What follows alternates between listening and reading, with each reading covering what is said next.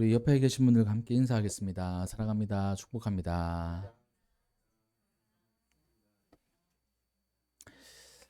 네, 한 주간도 어떻게 잘 보내셨습니까? 참 신묘막측한 게 엊그제만 해도 엄청 춥고 겨울이 끝나나 막 이 생각을 했는데 금방 좀 더워졌어요. 낮에는 진짜 덥더라고요. 그래서 저는 이제 낮에는 반팔을 입고 다닙니다. 그러니까 계절이 이렇게 물론 우리가 늘 경험을 해 왔기 때문에 부활절이 지나면 저는 늘 부목사 사역 할 때는 반팔 와이셔츠를 입었거든요. 부활절 지나고 딱 연회할 때쯤에. 그래서 낮에는 그렇게 이제 더워졌습니다. 이거 좀 뭐 다음 주면 이제 에어컨 켜야 될 것 같을 정도로 날씨가 참 좋아졌습니다. 그러니까 하나님께서 참 신묘막측하게 이 지구와 또 우리 인생을 인도하시는 것을 이 계절을 통해서도 우리가 느껴요. 사계절이 있는 우리나라 참 좋지 않습니까? 제가 필리핀에서도 한 3년 살아왔지만 거기는 여름밖에 없거든요. 그러니까 여름밖에 없으니까 뭐 밖에서도 잘 잡니다. 우리는 밖에서 잘 수 있는 그 기간이 한정되어 있잖아요.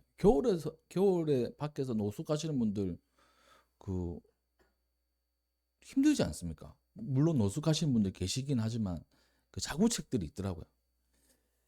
제가 이제 서울에서 학교를 다닐 때 서울역 앞에 노숙하시는 분들 있지 않습니까? 그럼 그분들을 다니면서 한 번씩 보면 겨울에는 노숙하는 장소도 좀 바뀌고 또 용품들도 있더라고요. 그래서 좀 따뜻하게 노숙할 수 있도록 안타깝고 불쌍한 마음은 있지만 나름대로의 삶의 모습이 계절에 따라 이렇게 변화되는 것을 제가 한번 봤습니다. 근데 그 계절이 우리나라에는 이 사계절이 있고 또 어떤 나라에는 뭐 겨울만 있는 나라도 있고 어떤 나라는 여름만 있는 나라도 있는데 이 사계절이 있다는 게 참 좋은 것 같아요. 그래서 뭐 벚꽃은 이제 거의 다 졌지만 벚꽃도 우리가 봄 되면 볼 수도 있고 여름에 이 뜨거운 그 어, 햇살 그 어떤 제가 TV에서 봤는데 아프리카에서 오신 분이 우리 한여름이 왔는데 야, 아프리카보다 우리나라 여름이 더 덥다 뭐 이렇게 얘기하는 것도 이제 한 번씩 보기도 합니다. 또 가을 참 봄과 가을은 짧아서 아쉽긴 하지만 그래도 우리에게 주는 아름다움이 있잖아요.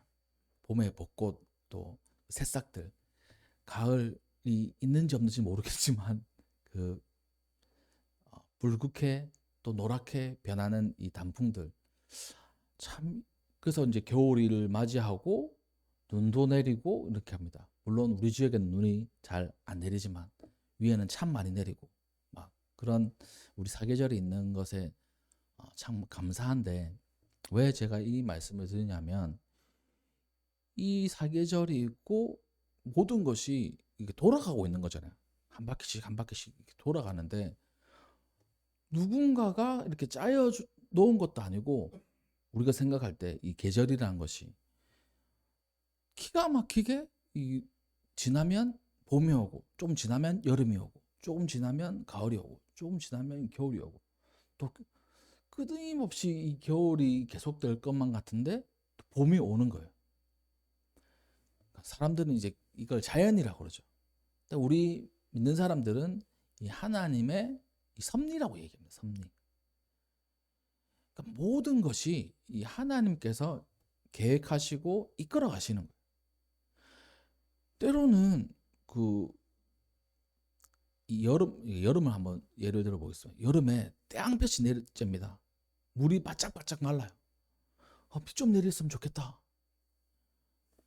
막 가뭄이 들기도 하고 그 논이 쩍쩍 갈라지기도 하고 그런 경우들도 우리가 있지 않습니까? 또 때로는 비가 너무 많이 와가지고 강이 범람하고 이 천이 범람을 해가지고 위험한 상황들이 생기고 뭐 작년 같은 경우는 홍수가 나가지고 많은 어려움을 겪은 분들 있지 않습니까?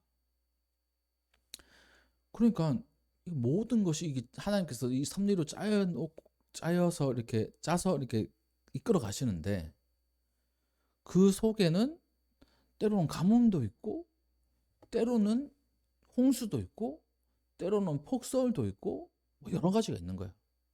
근데 지나고 나면 또 봄이 오고, 또 여름이 오고, 또 가을이 오고, 이렇게 됩니다. 우리 인생도 마찬가지인 것 같아요. 우리도 사실 사이클이 있습니다. 사이클. 처음에 시작은 하나님으로부터 시작했다가 점점 하나님으로부터 멀어지고, 결국에는 우리가 하나님께로 돌아가는 인생이에요. 그 속에 때로는 가뭄도 있고요. 또 때로는 홍수도 나고요. 그 홍수가 나면 물이 많은 상태이지 않습니까? 근데 홍수 때 가뭄보다 더 마실 물이 없다는 게 그 일반적인 이 상식이에요. 홍수에 식수가 없다. 물은 많은데 먹을 물이 없는 거예요. 그런 말들을 그 많은 사람들이 합니다.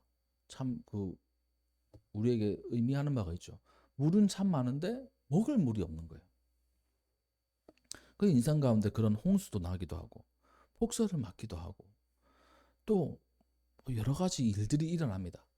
근데 결국에는 봄, 여름, 가을, 겨울을 지나 다시 봄이 오고, 그리고 하나님으로부터 왔다가 죄로 인해서 이렇게 그 하나님과 멀어졌다가 예수 그리스도를 통해 가지고 하나님의 자녀가 되심을 저희들이 인정을 받고 용서함 받고 다시 하나님께 돌아가는, 이게 우리의 한 사이클인 거예요. 그럴 때 이 모든 홍수, 가뭄, 뭐 폭설, 여러 가지 어려움도 하나님의 계획 안에 있는 겁니다. 이걸 우리가 그 인생 살아가는데 한번 깊이 묵상을 해야 돼요. 때로는 우리 가뭄과 같은 일이 있습니다. 돈이 말라가는 경우들이 있어요. 와, 이거 어떡하지? 이건 하나님께서 우리를 벌하시는 걸 거야. 이렇게 생각할 수 있잖아요. 또 때로는 이 홍수 같이 막 사람들은 막 부자인 것 같아. 근데 정작 돈이 이렇게 막 도는 것 같은데 내 돈은 없어. 뭐 이런 경우들도 있습니다. 그래서 그 제가 이번에 그 연회 가가지고 여러 목사님들하고 이야기 나누다가 뭐 이런저런 얘기를 나누다가 주식 얘기를 하시더라고요. 그래서 막 가만히 들어봤어요. 그랬더니만 그 뭐 삼성전자 그리고 SK 뭐 그 주식이 엄청 많이 올랐다 하더라고요. 그래서 뭐 사셨어요? 물어봤더니 아니요, 뭐 우리는 그런 거 없는데 그때 샀었어야 되는데 막 이렇게 얘기하시더라고요. 막 코스피가 막 오르고, 물론 이란 전쟁 때문에 주춤하고 이렇게 하지만 막 오르고 사람들이 돈은 많이 벌고, 근데 뉴스를 보면 정작 일반 서민 이 개미들은 많이 못 벌었다 뭐 이렇게 얘기하기도 하고, 하여튼 그렇더라고요. 이 돈은 많이 도는데 돈의 홍수 속에 사는데 진짜 자기 돈은 없는 겁니다. 우리 인생 가운데 그런 경우들이 있어요. 아, 옆집은 잘 사는 것 같고 우리 친척들 다 잘 사는 것 같고 막 그래요. 또 그 참 다른 사람들은 건강하고 잘 지내고 또 자녀들도 잘 되는 것 같고 한데 우리는 막 시름시름 아프고 또 우리 자녀들은 잘 안 되고 막 그런 것 같아요. 하나님 믿는 사람으로서 다 잘 되고 하면 참 좋을 텐데 우리는 뭐 안 되는 것 같지. 하나님께서 우리를 뭐 잘못해가지고 그 회초리를 드시는 건가? 그렇게 생각하는 생각이 들 때도 있습니다. 뭔가 잘 안 되면. 물론 하나님께서 회초리를 드실 때도 있어요. 근데 기본적으로 하나님께서 회초리를 드시든 상장을 주시든 머리를 쓰다듬어 주시든 아니면 볼을 꼬집어 가지고 정신 차려라고 하시든 이 모든 것이 하나님의 계획 안에 있는 겁니다. 그러니까 한 그 에피소드 하나로 모든 걸 평가하는 게 아니고 이 전체의 그림을 놓고 우리는 이 에피소드들을 판단하고 또 묵상할 수 있어야 되는 거예요. 그러니까 이것 때문에 난 망했어 낙심하는 게 아니고 큰 그림 안에 이런 것도 있구나, 이런 것도 있구나, 저런 것도 있구나, 뭐 이런 걸 느끼게 되는 거예요. 예를 들어 가지고 얼마 전에 WBC 야구를 했습니다. 야구를 했는데 우리가 이제 결과를 알아요. 결과가 뭐 어디지? 8강인가 16강인가, 그러니까 8강인가 이렇게 우리 한국 야구 갔습니다. 근데 아슬아슬하게 갔어요. 결과를 아니까 아는 겁니다. 그래서 막 어떤 팀에게는 지고, 뭐 어떤 팀에게도 지고, 어떤 팀에게는 어렵게 이기고, 마지막에 기적처럼 이겨가지고 이제 8강에 미국에 건너가서 뭐 이렇게 졌긴 졌지만 이렇게 되는 거예요. 결과를 모르는 현실 속에서는 막 사람들이 욕합니다. 저거밖에 못하냐? 연봉 깎아라! 얘기해요. 근데 기적적으로 또 올라가니까 와, 대단하다, 한국 야구 대단하다, 또 이렇게 얘기합니다. 참 그래요. 제가 응원하는 롯데 개막 2연전에서 아주 그러니까 잘했어요. 와, 올해는 다르겠다. 근데 그 다음부터 내리 7연패를 했어요.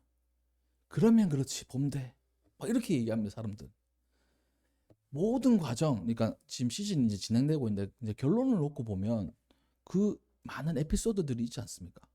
만약에 우승한 팀이 있다라고 한다면 그 우승한 팀도 계속 잘해가지고 우승하는 경우는 없어요. 한번 치고 올라갔다가 또 주말 때도 있고, 이렇게 그래프가 오락가락합니다. 우리 인생도 마찬가지인 거예요. 이렇게 올라갔을 때도 있을 거고요. 저 밑바닥까지 꼬꾸라칠 때도 있는 겁니다. 우리의 삶도 그렇고 우리의 마음도 그렇고 그런 게 있어요. 그러니까 삶의 질, 또 내가 생각하는 그런 삶의 환경이 참 좋을 때도 있고 진짜 아닐 때도 있잖아요. 근데 그 환경하고 상관없이 내 마음도 참 좋을 때가 있고 참 안 좋을 때도 있어요. 그래프가 있습니다. 나 왜 이렇지? 하나님 뭐 하시나? 하나님 나를 지금 손보고 계신 건가? 막 그런 경우들이 생기는 겁니다. 근데 오늘 말씀을 한번 딱 살펴보면 오늘 말씀이 이 사도 바울이 이렇게 얘기를 해요. 우리가 알거니와, 그러니까 우리가 알고 있다는 겁니다. 하나님을 사랑하는 자, 곧 그의 뜻대로 부르심을 입은 자들에게는 모든 것이 합력하여 선을 이루느니라. 이렇게 말씀하고 있어요. 모든 것, 그러니까 모든 것은 좋은 것만 골라가지고 모든 것을 얘기하는 거가 아닙니다. 좋은 것도 있고 안 좋은 것도 있고 기분 좋은 것도 있고 기분 나쁜 것도 있고, 모든 거예요. 모든 거. 그것이 합력하여 가지고 선을 이루어 간다는 거예요.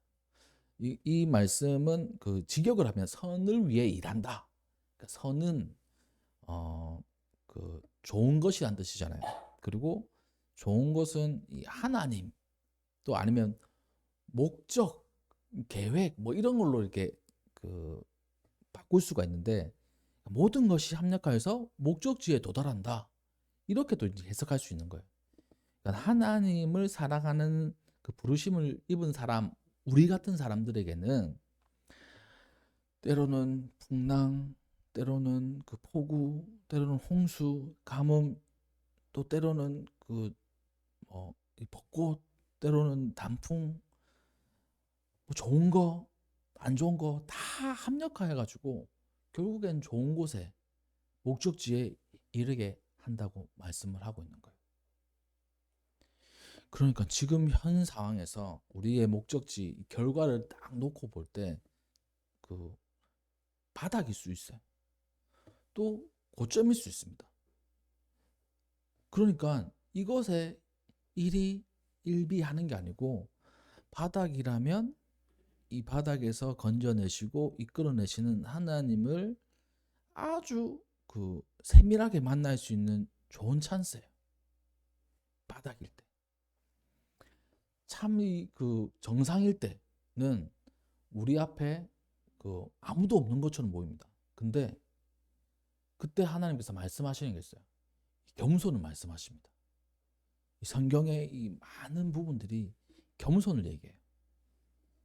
참 잘 나가고 좋을 때 겸손하게 하나님을 바라보고 또 우리 이웃들을 사랑하는 그 마음을 우리에게 알려주시는 것. 그리고 이렇게 지나다가 결국에는 선에 도착한다는 겁니다. 하나님께 도착하고 우리의 목적지에 도착을 한다는 거예요. 이것이 오늘 본문 말씀입니다. 우리 인생은 꽃길만 가득하기를 사실 바랍니다. 근데 때로는 인생은 우리를 캄캄한 터널 속에 밀어넣기도 해요.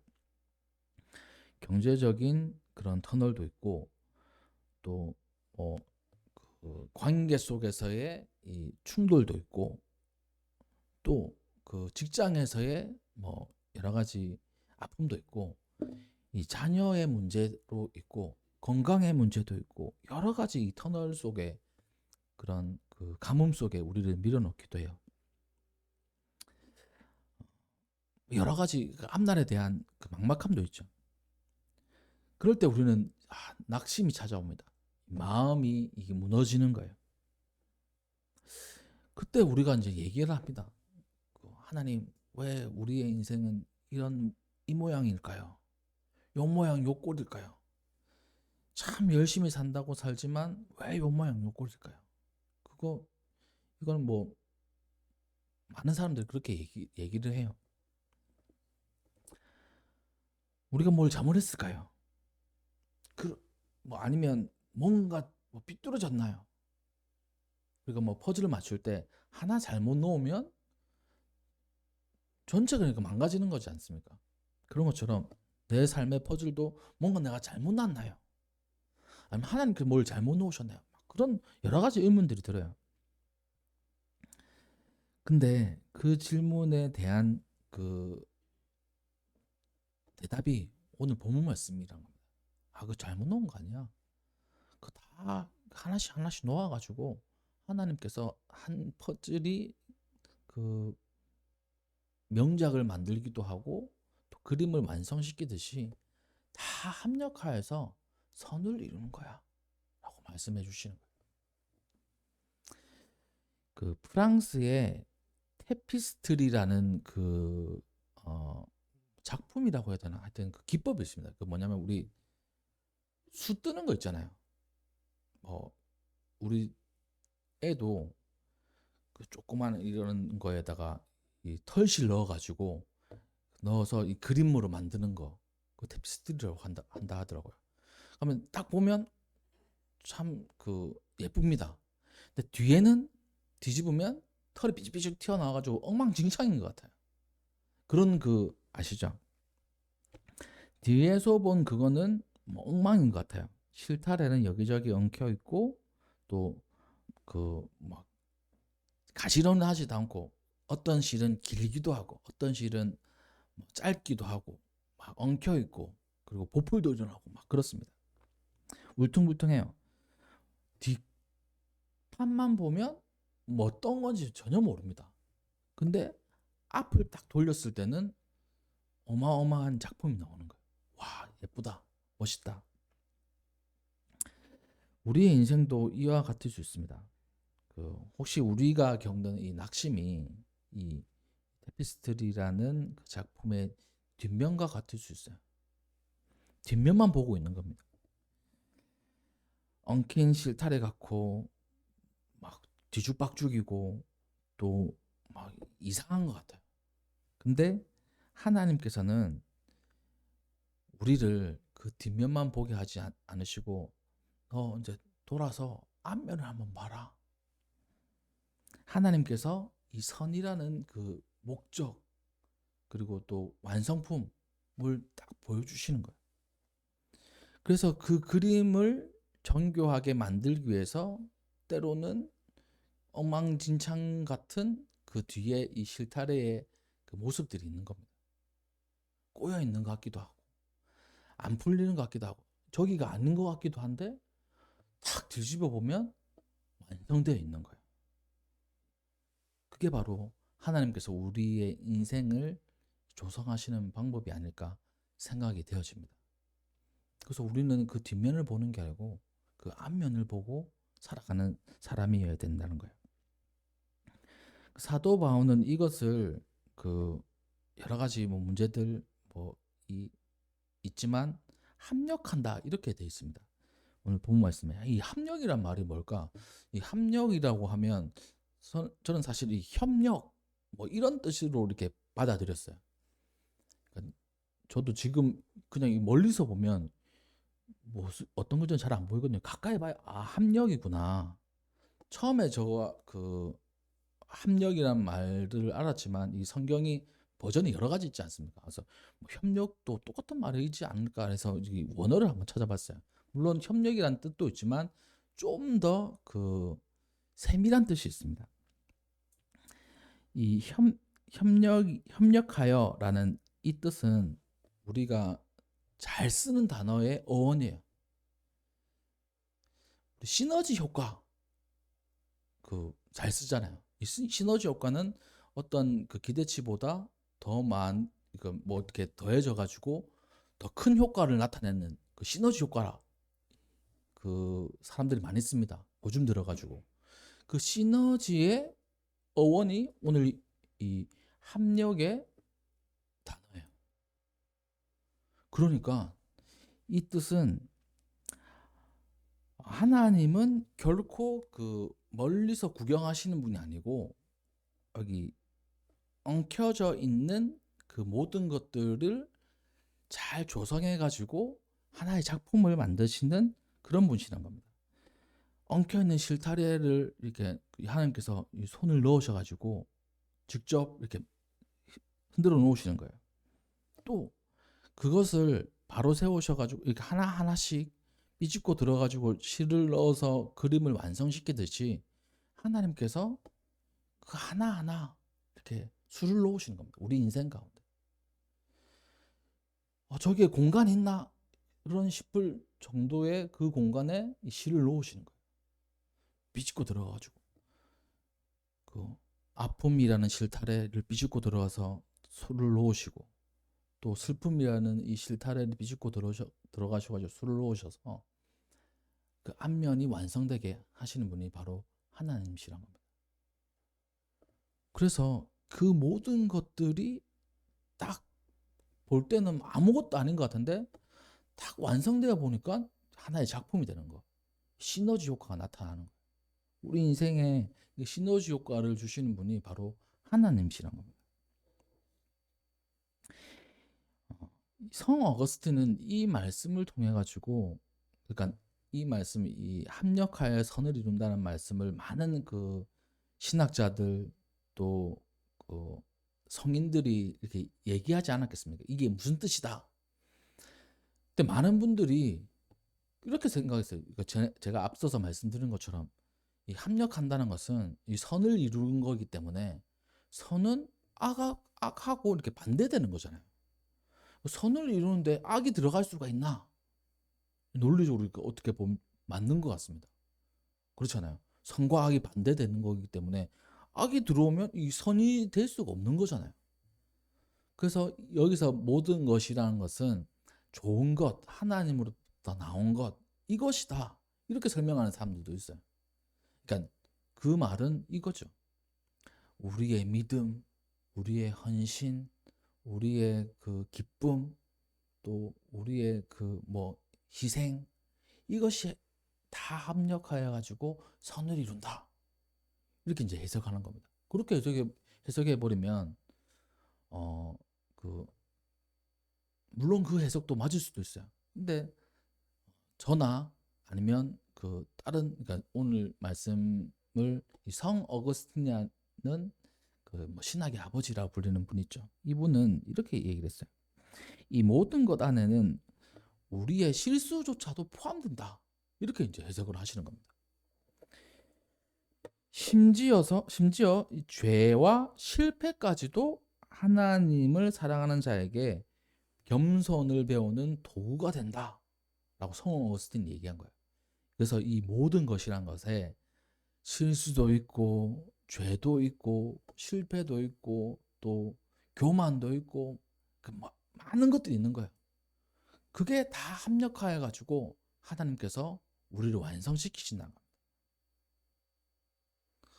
우리가 죄를 저질렀을 때 보통 사람들은 그 죄를 뭐 그 인정하지 않거나 아니면 뭐 합리화하기도 하죠. 근데 하나님 앞에 서 있는 우리 같은 신앙인들은 이 죄를 통해 가지고 내가 진짜 죄인이구나라는 것을 깨닫는 겁니다. 그리고 그 죄를 통해서 내가 연약한 존재라는 것을 발견하는 거예요. 그러니까 그 죄의 어떻게 보면 하나의, 이 말이 맞는지 모르겠습니다. 그 효과가 있다면 우리가 죄인일 수밖에 없는 것을 깨닫게 하는 게 바로 죄예요. 사실은 이 죄를 저지르지 않는 사람이 있다고 친다면 그 사람은 어떤 사람일까요?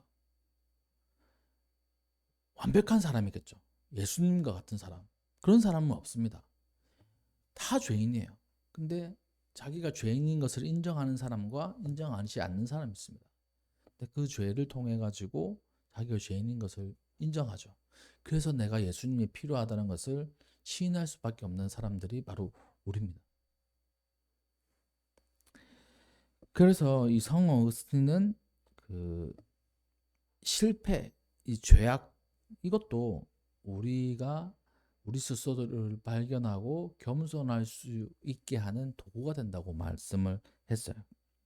그러니까 저도 이 말씀에 이제 동의를 합니다. 사실 그의 그 논리에 선을 이루기 위해서 그 죄도 들어가고 악이 들어갈 수 있냐라는 그런 논리도 맞는 논리지만 하나님의 그 크신 그 영광로와 같은 크신 사랑 안에 우리의 죄 다 녹일 수 있는 거예요. 우리의 실패 다 녹일 수 있는 겁니다. 하나님은 다 포함하는 거예요.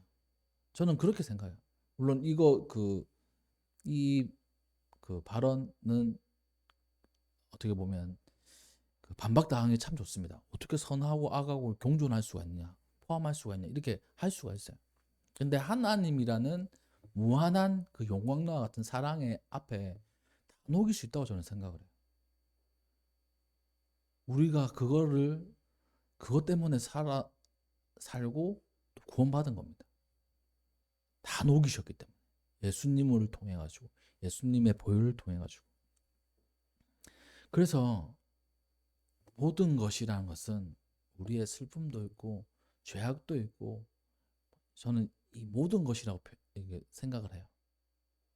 그러니 때로는 우리가 죄악 가운데, 또 때로는 실패 가운데 낙심하지 않고 이것을 통해 가지고 내가 좀 더 든든히 세워져 가겠구나, 좀 더 세밀하게 완성되어져 가겠구나 라고 우리는 생각할 수 있어야 됩니다.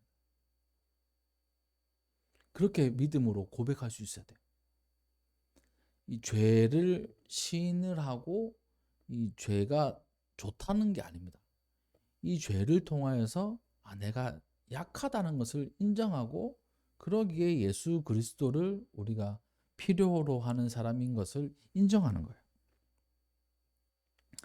그러니까 지금의 인생 가운데 고통이 있거나 실패가 있다면 이 작품이, 인생이라는 작품이 망가지는 것이 아니라 더 세밀하게 완성되어져 간다는 것을 우리는 깊게 깨닫고 묵상할 수 있어야 돼요. 또 그 작품, 인생이라는 작품이 좀 더 아주 값어치 있게 이렇게 탈바꿈 될 수 있는 그런 과정이라고 우리는 생각을 해야 됩니다.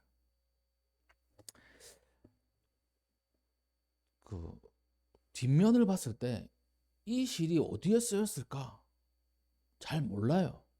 앞을 보면 이 부분이구나 아는 것처럼 지금 도무지 이해할 수 없는 그러한 실타래, 삐져나온 실 같은 우리의 실패나 아니면 감정, 아픈 감정, 또 여러 가지 죄악들, 이런 것들 우리가 가만히 그것을 보는 게 아니라 앞에서 완성되어져 갈 우리의 인생들을 기대하면서 그것을 바라볼 수 있어야 됩니다. 그 실을 하나님께서 붙들고 계시는 거예요. 그 실을 꿰고 계시는 겁니다.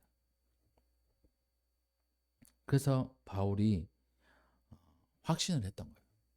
모든 것이 협력하여서 선을 이룬다. 이것을 우리가 잘 알고 있다. 라고 우리가 알거니와 이렇게 얘기하는 거죠. 우리가 밧줄을 이렇게 때로는 묶지 않습니까?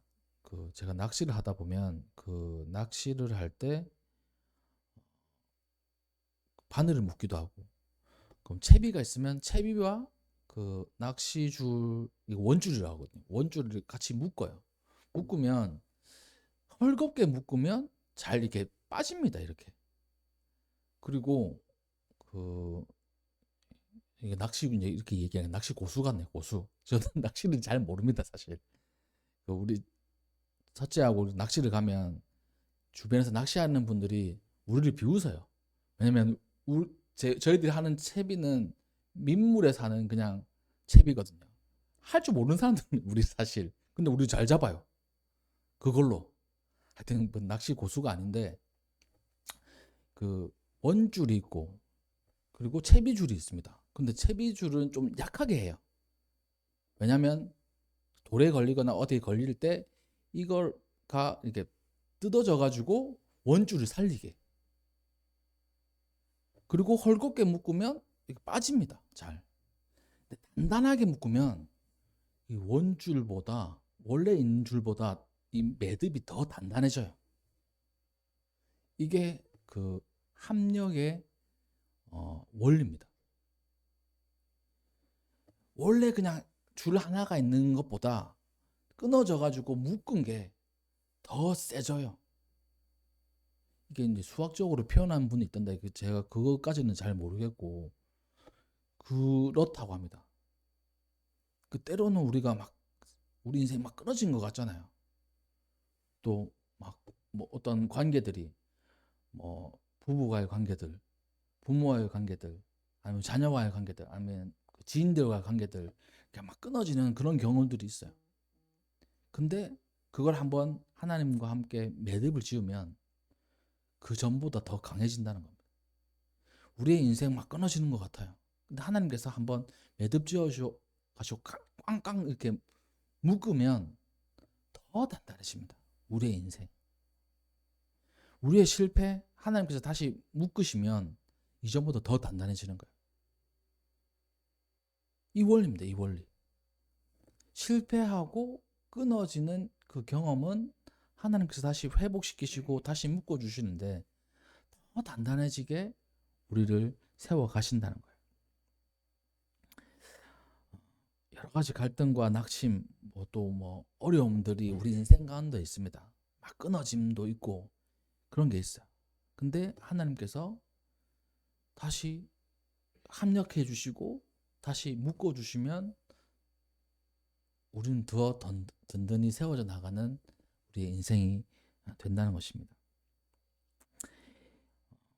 하나님께서는 악한 일에서도 선을 이끌어내지 못하실 정도로 무능하지 않으신 분입니다. 하나님께서는 여러 가지 실패 속에서 선으로 이끌어내지 못하실 그런 무능한 분이 아니시라는 거예요. 실패 속에서도 꽃을 피우시고 절망 중에서도 열매를 맺게 하시는 분이 전능하신 하나님이십니다. 우리의 고통과 결핍조차도 우리를 온전하게 하는 재료로 사용하시는 분이 바로 하나님이세요. 이 말은 바로 이 성 어거스틴이 한 이야기입니다. 그래서 우리 인생을 바라볼 때 왜 이 모양 이 꼴일까? 라고 낙심하는 게 아니라 이 모양 요 꼴이지만 하나님께서 이 모든 것들을 합해 주셔가지고 합력해서 좋은 것으로 선으로 이루어 가시겠구나. 이렇게 우리는 마음을 먹고 이번 한 주 살아가야 돼요. 말씀을 정리하겠습니다. 우리는 하나님을 사랑하는 사람들이에요. 또한 하나님께서 우리를 부르셨어요. 그런 모든 사람들에게는 모든 것이 때로는 실패와 좌절 이런 것들도 다 시너지 효과를 통해서 합력하여 가지고 시너지 효과를 발현해서 목적지에 선에 이르게 하신다는 겁니다. 그분이 바로 하나님이시고 그렇게 만들어 가시는 그 작품이 바로 우리 성도님들의 인생이라는 거예요. 이거는 확실한 겁니다. 우리가 오늘의 좌절을 통해서 낙심하지 않고 내일의 하나님의 은혜와 또 하나님의 그 선을 향해 눈을 들어 바라볼 수 있는 저와 여러분이 되어서 이번 한 주도 주님과 함께 선을 이루어 나가는 귀한 인생이 되시기를 주님의 이름으로 축복합니다. 네, 기도하겠습니다.